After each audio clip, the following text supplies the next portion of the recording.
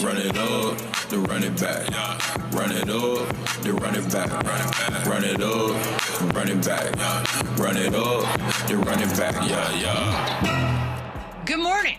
Happy Wednesday. Welcome to Run It Back. Lou Will, Chandler P, Michelle B. How are we feeling today, guys? Chandler, we went on a field trip with you this morning pre-show. I got to see some of the surroundings. I got locked out. I got kicked out. I got put back in the game. And now I'm here. I made it. Okay. Good to have you. Good to have you. I swear if you try to pull your business one more time. Lou, how are you? I'm doing well. I'm still on. I'm on vacay. The kids are out of school. Everybody's chilling out. Oh. Cool day. Wait, they're done with school? Like done? They're done. They're on summer break. So I got a few teens in my house just hanging out, taking up pool space. Okay, I love this for you. Do we even have to ask how you're doing? Well, I'm pissed and I got a chemical peel yesterday and I can't put makeup on, so it's fine. We'll get to that. Tony Brothers. You look nice. You look nice. Thanks, buddy. Thanks. I got my fake glasses on. It's making me look smart. Guys, this game last night was a game. It happened. It counts. That's what I got for you. OKC leads the series now 3-2.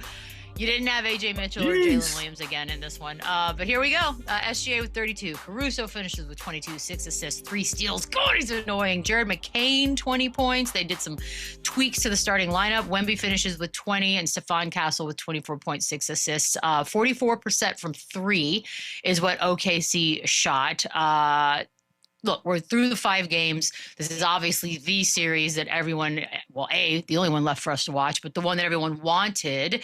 And I'm wondering, Lou, when you try to describe a gap between OKC and the Spurs or Spurs and everybody else, like how big a gap are we really looking at based off last night? It starts with the role players and it starts with the bench. It's the same conversation that we've had time and time again about OKC. They can reach to a number of guys and get some really good production and high production from anybody on any given night. A team that had no A.J. Mitchell last night or Jalen Williams, no problem. We're going to put McCain in the starting lineup. We're going to keep Caruso at that 6-man position, and we're going to see what that look gives us. And it worked. I don't think Jared McCain has found a shot that he doesn't like yet. Like when you talk about a guy that's just ultra aggressive, has the ultimate green light on a team that he's coming too late, that he wasn't a part of this initial group, but for him to come in and fit in this way and be a scoring punch that they needed, and to be inserted into the starting lineup, his first playoff game to be able to start, and him to have the game that he had was amazing. Alex Caruso, what his impact has been on both ends of the floor has been consistent throughout the playoffs, and especially in this series. This team can go to guy after guy after guy and get something out of them and to be able to right the ship even when you feel like it's not going to be right with guys in and out of the lineup. And that's one of their best strengths this year. No team has been able to use that against them. 2 games ago, I've said it, they played 11 guys in the first quarter. That should tell you everything about the makeup of this group. But they go so deep in their bench, they just continue to plug and play guys. I think they got a piece of that from the team that they're playing against, kind of using that strategy against them to be able to plug and play guys and having a strong system and a background that they can fall to. And that's how they've been able to play throughout the course of this run against San Antonio. Yeah, when talking about Jared McCain, do you know how comfortable and confident you have to be to get traded mid-season to any team and go and play with the kind of confidence and rhythm that he's playing with, let alone the Oklahoma City Thunder, who are the best team in the NBA, and he just gets traded in and just fits in right away and becomes an immediate huge part of their offense. And there's such a great system to where it doesn't matter if he's starting, if he got a DMP the night before, if he played 15 minutes or 30 minutes, the guy is the same consistent player.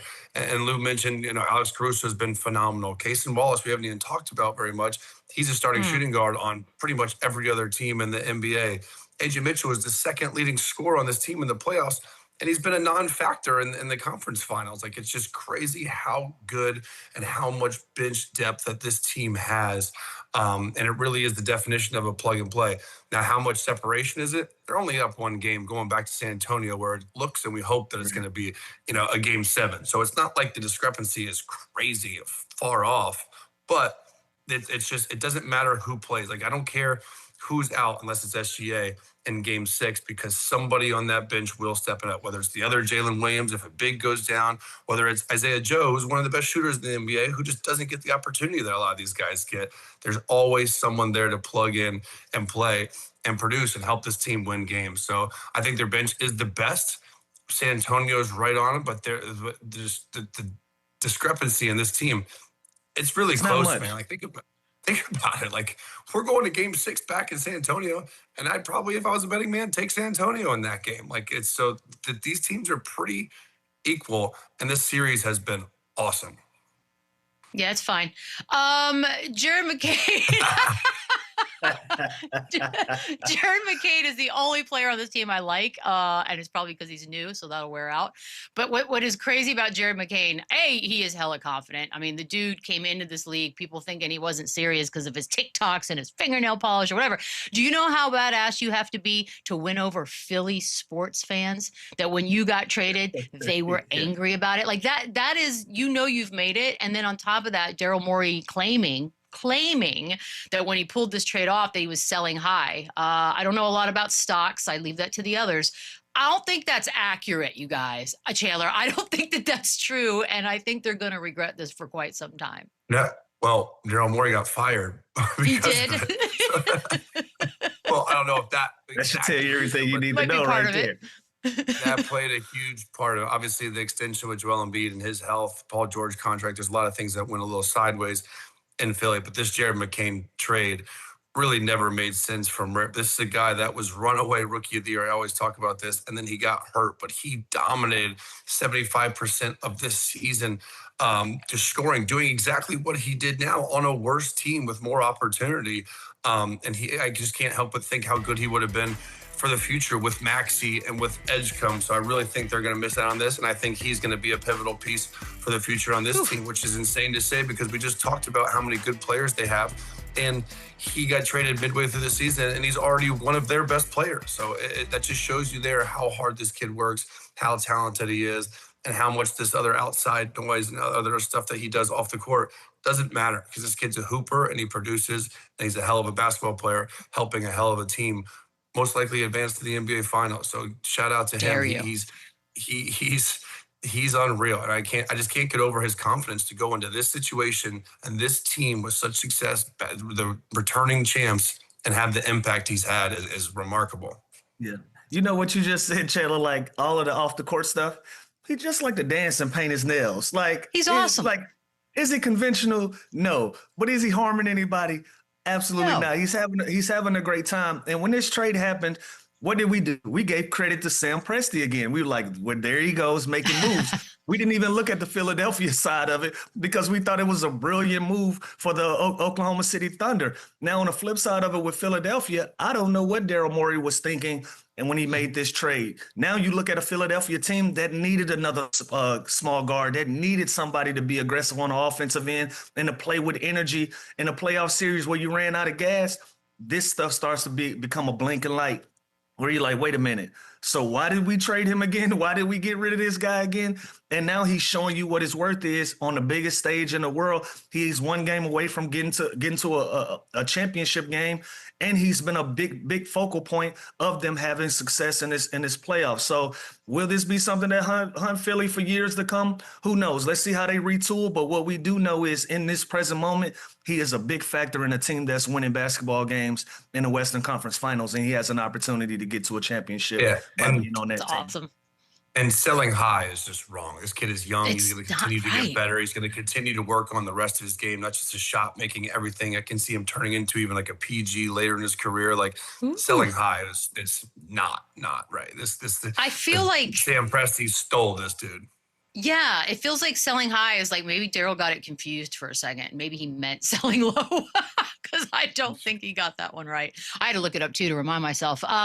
Look, we were going to get to it. I just want to preface this. I hate that this is the main topic right now coming out of this series. I don't want to talk about refs. I hate it. It's never been something I like to argue about because it shouldn't be.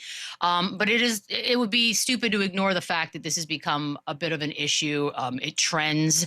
A lot of fouls called in the first half, some huge missed calls in the second half, a tech on Mitch Johnson that I don't know what that even was. So we're going to hear from Steph Castle first, and then we'll get into it. Trying to play through it, it's tough. I just think with the way they guard, how physical they are, we don't get that same luxury to be able to play as physical on the other end at times. But offensively, I think we do a good job of screening and playing through it. So I love it because Steph Castle do be fouling. Chandler, is there, just to the naked eye watching these games, does it feel to you like OKC has just allowed a little more physicality than perhaps San Antonio has been? Maybe sometimes, but I always think the more physical team gets away with more contact and more physicality. That's just how you're coached. If you're going to dog someone 94 feet, a lot of times you get the benefit of the doubt of the whistle. That's what coaches always emphasize, saying, hey, you be physical. You bring the fight to them. You throw the first punch because they never catch the first guy, right? And so I think they do get away with some stuff just because of the physicality they play with. I think as the Spurs, they do a lot of things too. And by the way, they shot 6 more free throws than them last night. So It wasn't like it was that crazy. And I think in the previous like game, series, by the way. Yeah, I think San Antonio got more free throws than a couple of the previous games. So it's not like it's the Thunder are getting the whistle or they're getting a more favorable whistle. I don't see that. I just think the inconsistency is frustrating as a player. Some of the tic-tac calls were pretty bad, and it's just a tough watch, honestly, as an NBA fan. You don't want to see 70 free throws taken, the whistle just constantly blowing, and you always hear the term playoff basketball, how it's more physical. And then the refs sometimes call a tic-tac foul, and then sometimes they don't. So I see both sides. I see the frustration, but OKC does do a great job being so physical early that they can get away, and they have a little bit more of that luxury to not get the whistle every single time down, rather than a team that's not as physical defensively. But San Antonio is also very physical, so I see the frustration. Here's my thing. I think both teams are playing physical. I think both teams are doing a great job of getting to the free throw line. And I've always said it, that's the art form. Only a certain type of player can be afforded the fact to be able to get to the free throw line at the clip that an SGA does. Wemby is another one of those guys that can get to the free throw line and understands we're playing a game inside of the game. OKC last night did a great job of getting San Antonio in the bonus early and using it to their advantage. They even got into the bonus when SGA was on the bench. He had nothing to do with this team fouling. They were just hacking, right? And so when he comes back into the game, naturally, what is he going to do? He's going to put himself in a position to get to the free throw line because he understands the nuances of defenses. He understands now you can't hand check me. You can't do some of the things that you would naturally be able to do or afforded to do when you're not in the bonus. But because you're in the bonus, I'm going to be ultra aggressive and I'm going to use that against you. That's playing a game inside of a game. Fans don't love it. They don't love to see it. But that's what comes with this game when you're trying to win, when you're trying to get easy points. And my other problem with San Antonio is this. They fouled 90 feet from the basket. Like, I love pressure up the floor. I love the aggression. But you guys are fouling 90 feet from the rim. And once they cross half court, you're still reaching and hand checking, knowing you're in the bonus. That's where some of the immaturity comes in that we talked about, them not understanding some of these things in the playoffs. You got to be able to back up a little bit and understand how this game is being called. And also understanding, know your personnel, know the referees that are calling the game. When you see certain referees out there, you know it's going to be a certain style of whistle that you're going to be allotted for this basketball game, and you got to be able to adjust that. That comes with experience. That comes with these young guys knowing the referees, understanding these referees, and knowing that some of these guys have a tighter whistle. So it's not great for the fans to watch at sometimes when you see so many free throws being shot. But at the end of the day, you got to understand the art form of this stuff. I know people won't understand the art of it and won't respect it because it affects your team or what have you, or it's not great to watch.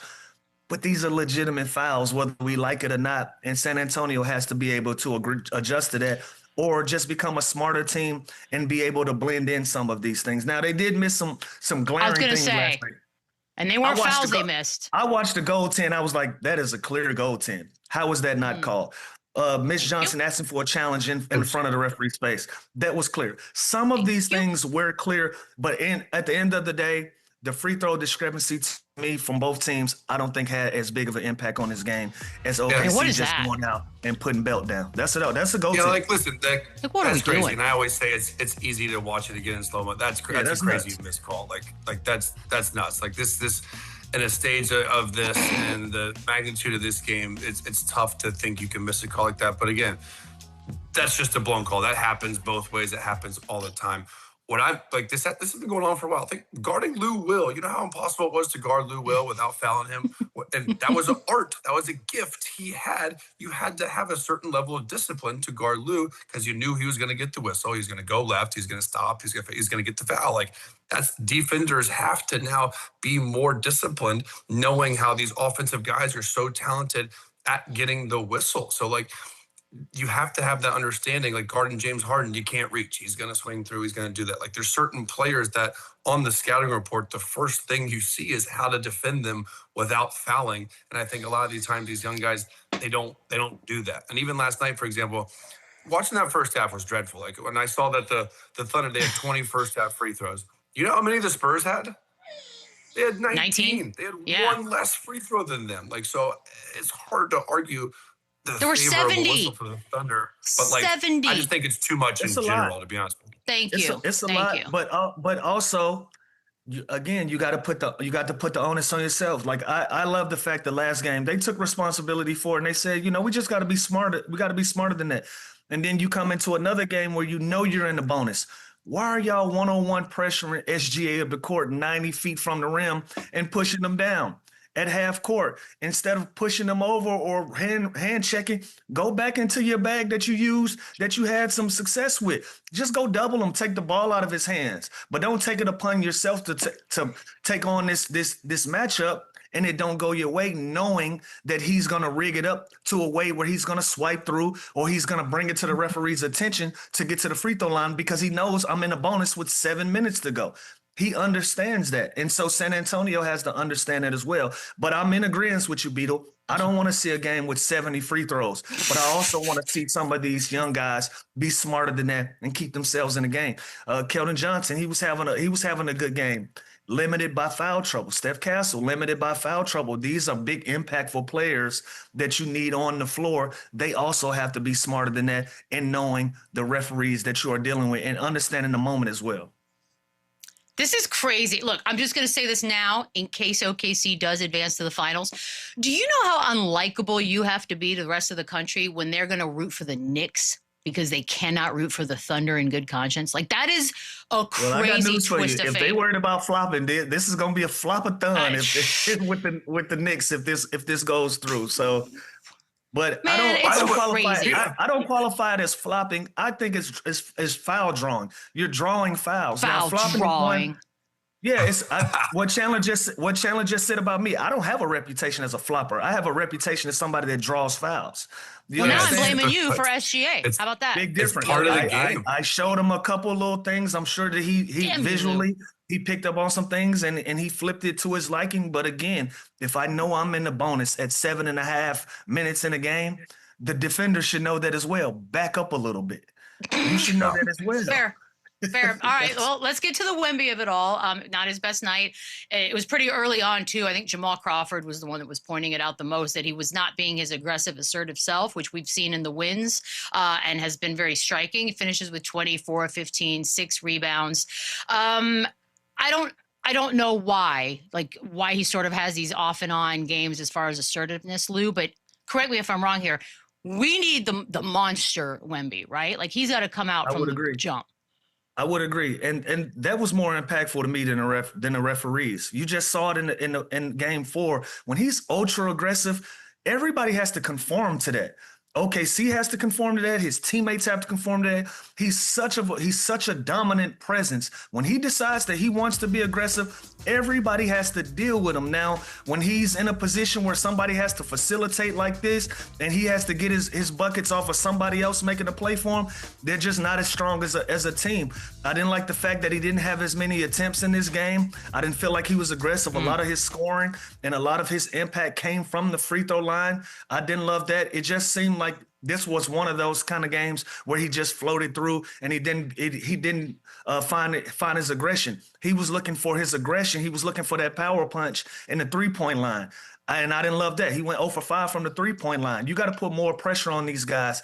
At your size, how you've been able to dominate, you just got to be more assertive. You got to be more part of the offense, if not the offense, for this team to be successful and win games. And so I expect him to adjust again in a pivotal game 6. But last night, I just didn't see that fire in that fight, like you just mentioned, Beats, that we've seen up until this point for them to be the team that we've grown accustomed to them being.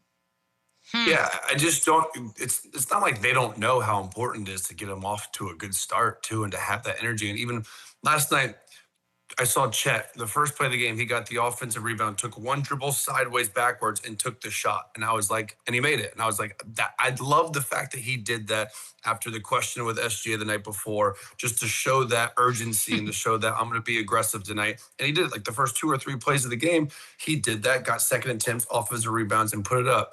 That's what we need to see Wemby to do in San Antonio, because it just sets the tone for the entire offense. It makes the defense just in such a confusing situation when you have this 7-6 guy that's just attacking nonstop. It opens up everything. It forces the defense to have to double team him. And I think that's when, Fox can get in the lane and get out in transition. That's where Harper's going to be great. That's where Castle can get downhill. Like when Wemby is doing that is when the whole floor opens up for this offense. And it's just too pivotal of a game last night for him not to do that and only take 15 shots. I'll never think 15 shots is enough for Victor Wembanyama. He's too good. He's too dominant. I'm totally okay with him taking 25 to 30 shots a game and willing his team to a win, because he's going to give the effort and the impact on the defensive end. That just comes with his size and his God-given talent on that side of the floor. He has to be just as dominant offensive, especially in this series with a team like with OKC. He's got to be dominant and he's got to do it early. And I fully expect him to do that in game 6. It's just weird to me he didn't do it last night. It was weird because it's desperation mode. By the way, I am the bigger woman. I will admit Chet did reach the line on our little same game parlay we put together. So you're welcome for the motivation. Chet. Is Chet the whole name or is that short? Anyways, after the game, Wemby, my brain went there. Didn't talk to the media, which is crazy because he also won like the award for, best guy with the media and all that stuff.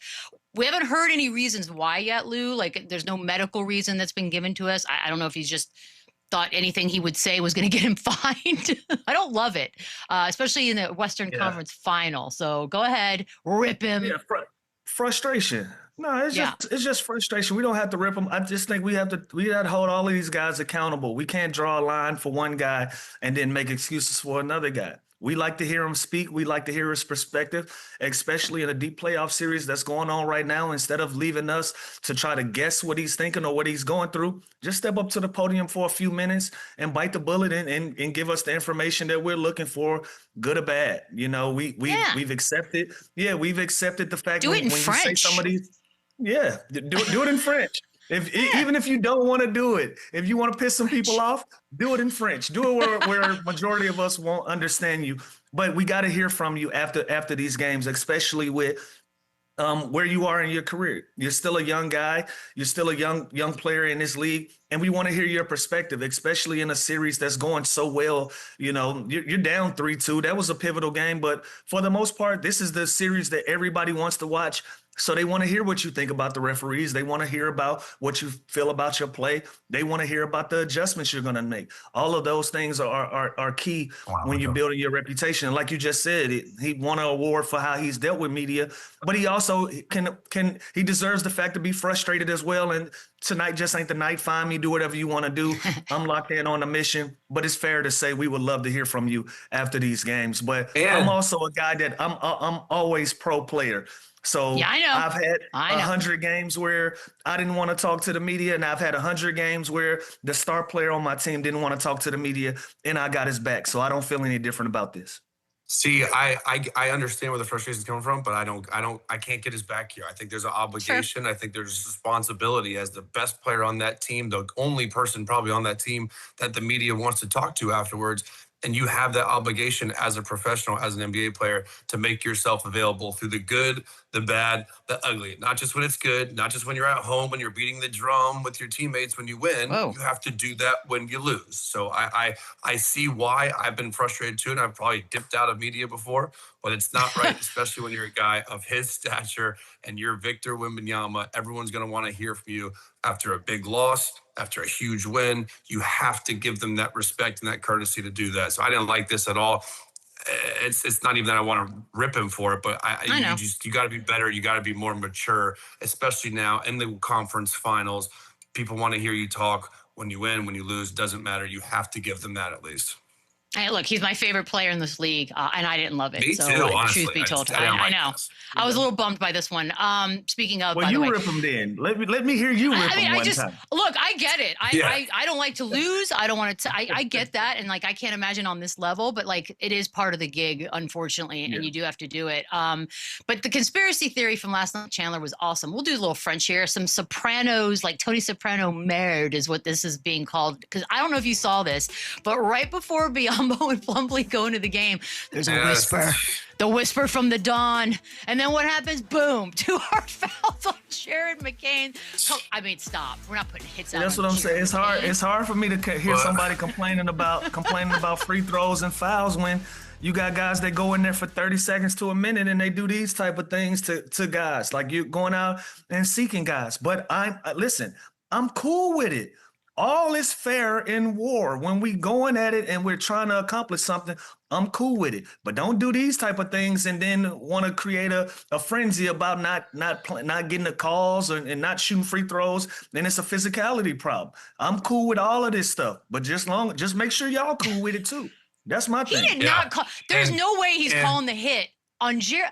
Of all the people, Jared McCain. Why are we giving them so much credit like they're not competitors? All of this is competitive basketball stuff to me. The same guy that elbowed Naz Reid in the face, same guy that jumped into SGA's legs. Like he's competitive, he's playing as hard as he can, dirty, aggressive, whatever you want to call it. This did look a little weird to me. Like at the end of the game, he puts him in and he literally gives 2 cheap shots. About optics. Come on, man. Right, well, then they should have done this 2 or 3 games ago. Why are we just now doing this? I'm just saying, if should have done it in the Minnesota series. Yeah. If this was somebody else named, I don't know, Draymond Green, Dylan Brooks, someone with that reputation, which, by the way, not that he's anywhere near to those guys' reputation, but he's kind of dancing. He's kind of flirting with it with his antics in this postseason. Why are you dancing? He's just whispering, y'all. He just whispered. I don't know why he's getting old. We could put a sizzle reel together of plays like this with these guys. Like, come on, man. Yeah. We should have done this then in Minnesota. That would have been the time to pull out the old let's put a hit on somebody. Some people know who to play with. Yeah. Not little Jared. He whispered to 2 goons that don't play, and oddly enough, they went out and did what they were going to do. All he said, guys, have some fun out there. That's all he said. People are reading lips. Guys, we got to take a quick break. Derek Harper's waiting on the other side. We're talking some Yes, sir. Run it back, yeah. Run it up, run it back, yeah. Let's make it live. Let's get it up. Unbelievable. What a play by Derek Harper. Went through the fire, emerged, and it was tough. Now I'm asking now, who want what? Who want what? Hi, was at some of those Mavericks games as a young one. Derek Harper on the show. What is up? How you doing this morning? What's up, doing Harper? great. How you doing? guys? Y'all, I listen to you. You know, they talk about first take. I am not one of those guys. I'm a run it back guy. Yeah. What's going on, Chandler? Clip I appreciate that. Good, man. Yeah, hello. I like hearing this, by the way. I like hearing this. Okay, we're gonna get right into it because the Knicks are in the finals. 1994 team. There've been a lot of talk, obviously, about that team. 1999, all of that. I just got to know, as a member of the '94 squad, like, how do you feel? How do you feel about the Knicks making it back to the finals finally?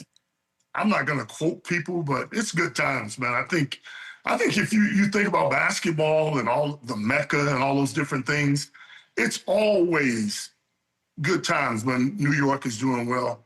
They have had a tremendous season, and it's fun. I've enjoyed every second of it.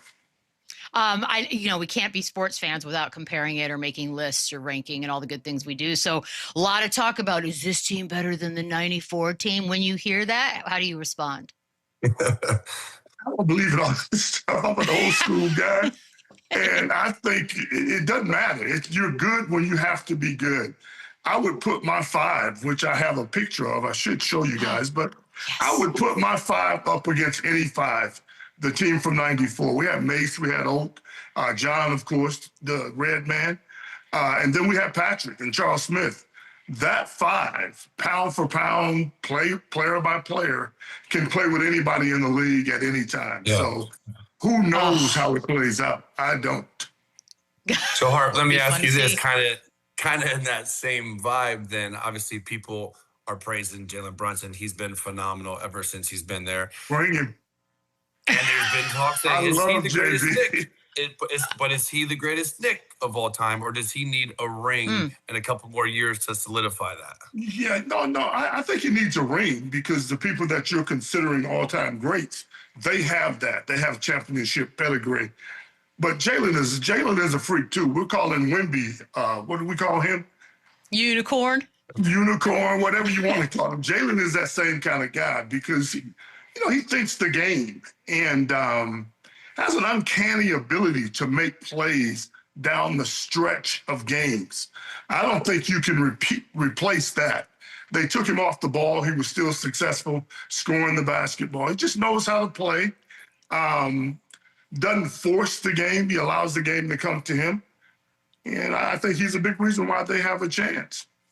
Harp, answer me this. Did you doing the play-by-play for the Mavs, did you know he's going to be this good, though? Because I keep thinking, I didn't see this, to be honest with you. No, I didn't see it either, Chandler. I don't think anybody did. They're lying if they say they saw it. But I knew he had something special because I watched Jalen when he was in college and they won those championships. And there are very few players that ever played the game that knows what a team needs and delivers that the way he does. I mean, you can't get under his skin. He's so surreal when it comes to tight games. I mean, his expression doesn't change. I mean, you wonder if anything can get under his skin. I don't think so. Yeah, that's the beauty. That's the beauty of it. He's so clutch. By the way, I'm not getting past this because now that I think about it, if you do the 94 team versus this team, you guys were so much, and I don't mean this as an insult to anyone present time, but just tougher. Like, that's why I feel like we need a time machine. Yeah. The league was different back then. I mean, you could actually, I heard Lou talking about the physicality of the playoffs. And let me say this real quick while I'm thinking about it. You say guys need to be more physical and this and that. And you're trying to get to the finals. You're trying to get to the NBA finals. You better be physical. And you guys were talking about Wemby. I was disappointed in Wemby last night because I thought he would give us that first game, that 41-24, because he's shown signs. Charlie, you missed it. Said it earlier. He showed signs of being kind of a nasty boy. And last night kind of disappointed me. And I know that wasn't your question, Michelle, but no, I get it.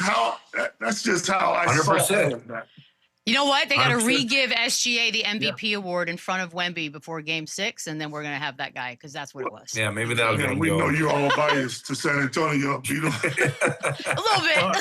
But I do want to ask this though, because we talk about physicality and we talk about the difference in times. And you had Pat Ewing, Oak, Starks, and you look back like, damn, we could have got a ring, but we ran into Elijah when we ran into Jordan. Yeah.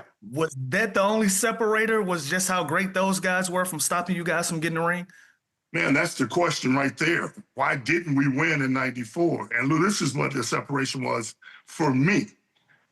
I think during the finals, there's how all kinds of stories come up. Who's going to win the MVP? Who's going to do this? Who's going to do that? That was our problem. We were worried about the wrong thing. See, you can't be getting ready, which San Antonio did last night. They were getting ready to play. You got to be ready to play, right? And that's what our problem was. We weren't on one accord, man, as a team.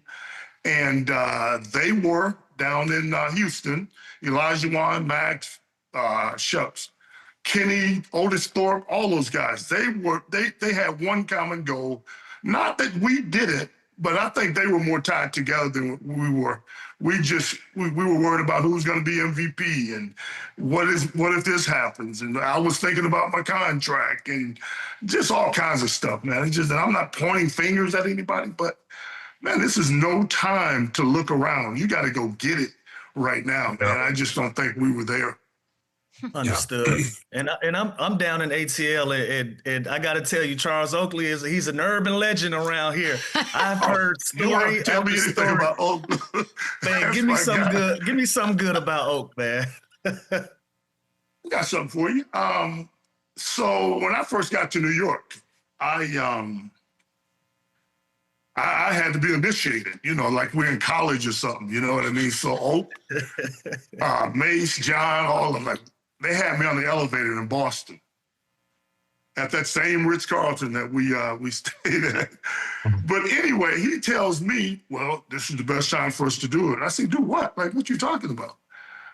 Says, this is the best time to initiate you. You got to be initiated into the dog pound. Oh, I said, man, I hear the little game y'all play. I said, but somebody gonna get hurt. I don't know who, but somebody is gonna get hurt.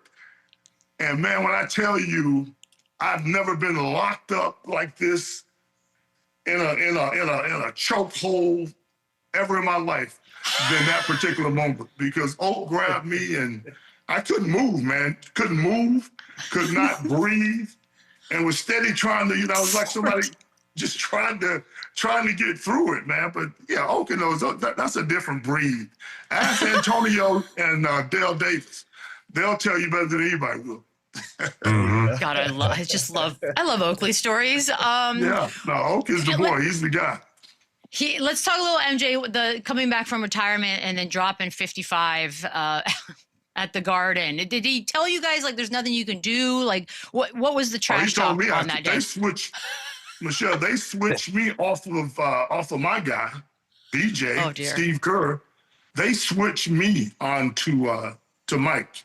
And I can't make this up. His exact words was hard. Couple of things. Oh, no.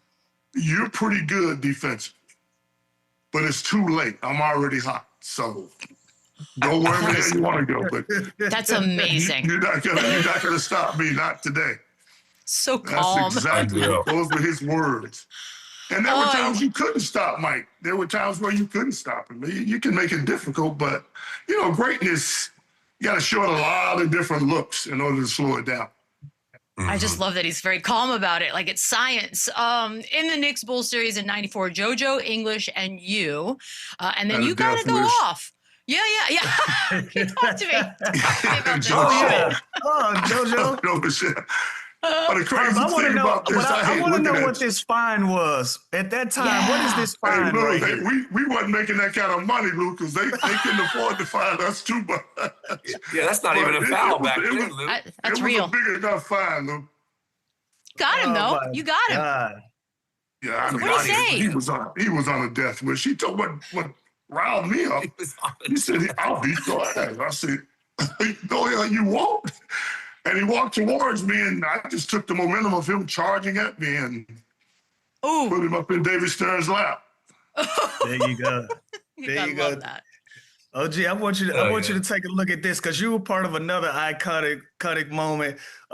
Reggie Miller goes crazy in the Garden, Game 5, and he does the choke sign that people still talk about to this day to Spike Lee. Walk me through your reaction. Did you guys feel disrespected? Were y'all shocked, or were you in the moment you didn't even know what's happening? Listen, man, I was in the locker room, and this is the honest God truth. Oh, man. John Sala had set one of those blind screens on me, and I got whiplash. So I didn't even experience it. I was in the locker room nursing my shoulder being snatched out of the pocket. So I missed all of it, but of course, it was shocking. I don't care if you see it today; it's still shocking, and that's kind of stuff Reggie does, though, man. Does it still annoy you? You got to hear him on the broadcast when you watch the games. Did it still get under your skin a little bit? Yeah, of course, man. You don't forget that kind of stuff, man. You just don't. When you think back on things that possibly kept you from winning, you're surely not going to forget that. Absolutely. Yeah. Good rivalries never die, man. Man, pivot to the Mavericks. I lived in Dallas before I lived in San Antonio, so that's what I remember most about that. We got Con Knipple. A lot of people thought he was going to win Rookie of the Year, but Cooper Flagg pulled the surprise. Did you feel like Cooper Flagg was going to win it, or were you guys in doubt on this? I didn't know. I didn't know a whole lot about Cooper. I watched a lot of college basketball, but Coop at the time, he didn't stand out to me in college like that. I knew he was good. I know he was a pretty solid all-around player, but he was forced into a different role here, and he handled that role pretty well. I think if Cooper stays in the gym all summer working on his jump shot, then I'll tell you to watch out NBA. Okay. Yeah. And now Harb, obviously they let go of J. Kidd too. They bring in Masai. Do you think it was the right move? Do you think they're just trying to clean house, everyone affiliated to that Luka trade still? Like, what was the reasoning for that, Matt? You know what that's about, man. I love Nico. Nico is my buddy, but I would not want my name on that trade if I ever had anything to do with the NBA. And, you look back, you gave away, 30 points, 8 and 9. You gave it to somebody else for a guy that is no longer on your roster. Yeah. That one is hard to get around. It really is, Chandler. It's just something at the time I think they thought about doing and they didn't react. I mean, they were quick to react. And it just did not work out, especially here in Dallas. I mean, people love Luka here. I mean, I think he'll eventually retire a Maverick is the way I feel about Luka and the Mavericks. They were connected completely and just didn't work out. I got a quick question, and I know I'm not supposed to be asking questions. Like it. That's all right. Is Cooper Flagg, after this season, a top 20 player in the league coming to the season? Lou? I think I would say 20. I would say no. Just math alone, you got 24 All-Stars. He wasn't there. So just math alone, it's so many guys that he got to go through to crack that top 20 for me. You know what? I'm going to say yes. I'm going to say yes because I think he is going to be an all-star in year 2, and I think he's going to make that leap that you talked about. And the way he finished the season at his age, his size, his skill set, I think if he stays healthy, I think he'll be top 20 going into next year. But like Lou said, he wasn't this year. Obviously, he was Rookie of the Year. I didn't have him win Rookie of the Year. I would have voted for Con. But talent-wise, skill-wise, I think he's top 20, top 20. And Harp, and even though it's an individual question, winning comes with that as well. He got to be able to shine a light back on Dallas, and they got to put some pieces around him where he can be in that limelight, where he can garner that type of respect and that type of attention. Well, we live in an era where everybody has a voice, right? Everybody between, Twitter and this and that. I'm not into all of that. But between everybody and their opinion, there's some that would argue he's top 15, top 20. I think they're losing it, but, Wow. No. I think it's hard to do, but then you start counting and you realize how quickly you get to 20. Like it's not as many as you think. And everybody wants to be right, Harp. Everybody wants to be ahead of their time and make sure they get the right vote in and say, I think he's a top 15 player. So when he does say, I told you so, everybody just wants to be smart. It's okay to not know sometimes. I wouldn't put him top 15, and I love Cooper. I'm a big Cooper Flagg fan, but he has a ways to go. And like Chandler said, I think moving forward, the way the media works, I think he'll definitely be considered. People will start looking at him and just trying to push for that, Yeah, I think he's going to be the guy. I think he's going to be on Team USA. I think it's going to put him in that category. Yeah. Oh, my God, you and Team USA. Well, hold on, Hart. Let me ask you this now. So, Hart, Jay Kidd's out. Who's the guy to coach Cooper Flagg? Like, you hear any names or you got any names for us? Because obviously that's a huge piece of why someone would want that job, right? You have Cooper Flagg. Yeah, and Kyrie is still here, too. Don't forget about that.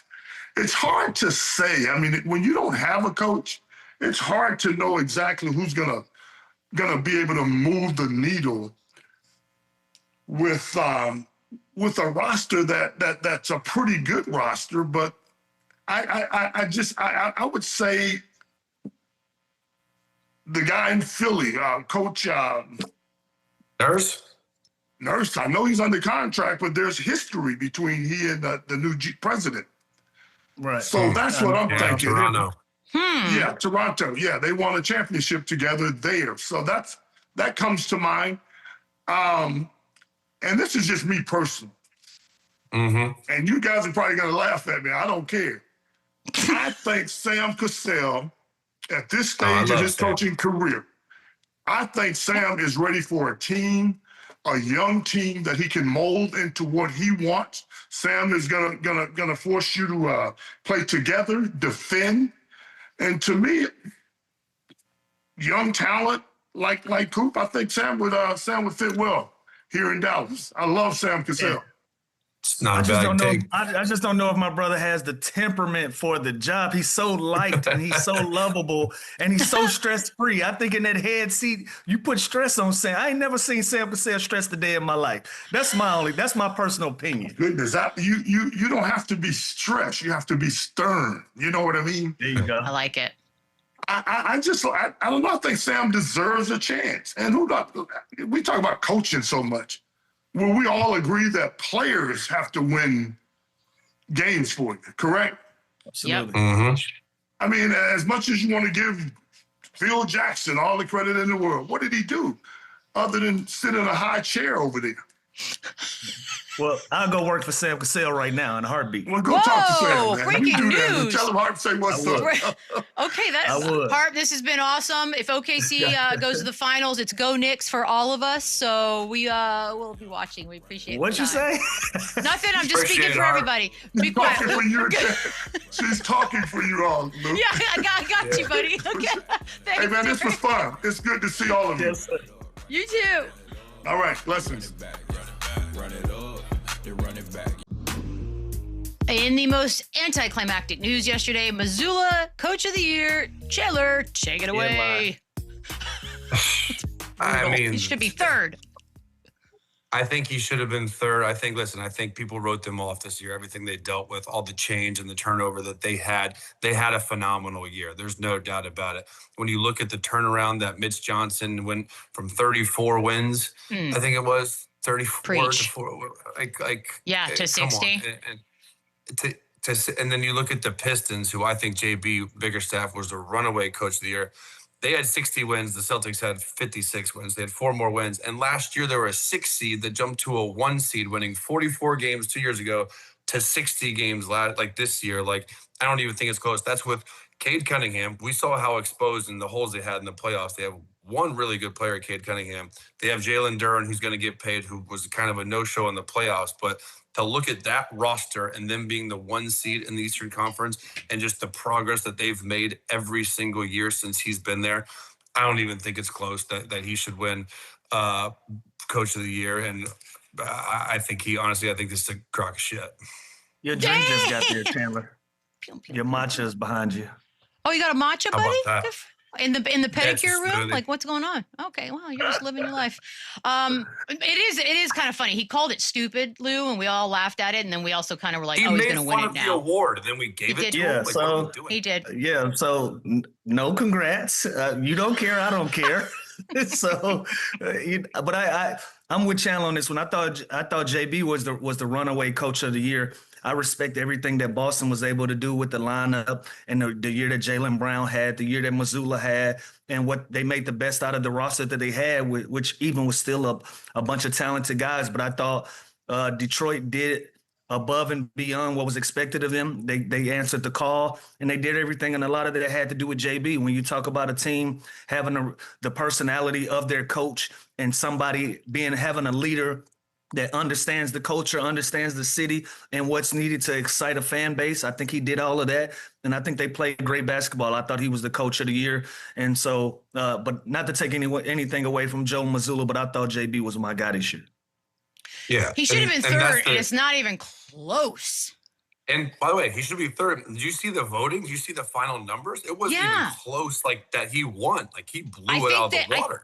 I feel like the writers ironically voted in this because of the stupid comment, but it really is sort of a slap in the face. I think they just wanted to see how he was going to react to it. I think so too. And honestly, while the league is all, thinking about all these changes and stuff, you really do need to change the timing of the giving of this award. Two of these dudes are on vacation. Like, it looks horrible as far as awards go. Do you does he come back to accept it? There's no way. Please. I don't even know if he issues a statement, quite frankly. Maybe we hear from him next season in October.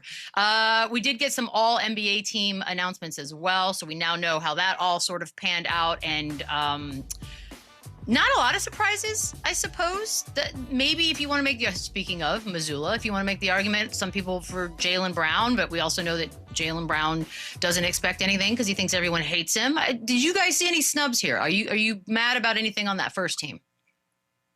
I'm not. Cade Cunningham was the best player on the number 1 seed. Jaylen Brown was the best player on the number 2 seed. Why the hell would he get first team over him? I think that would be the only kind of argument, that Jaylen Brown was more consistent. He almost, if Cade didn't reach the quota or do the appeal, True. I think obviously Jaylen Brown's the next man up. But I have no problems at all with this. Jalen Duren, obviously, it just shows you that the voting didn't carry into the playoffs because he got third team. And I think that's deserving if you look at the landscape of 82 games. But I got no beef at all with these teams. Yeah. Okay. That's the only thing I got. Jaylen Brown, but he wouldn't have been over Cade Cunningham. Other than that, that was it. Look at that, guys. We're going to end up perfect timing. Enjoy your matcha, Chandler, Lou. We got no games. Watch a movie. Woohoo!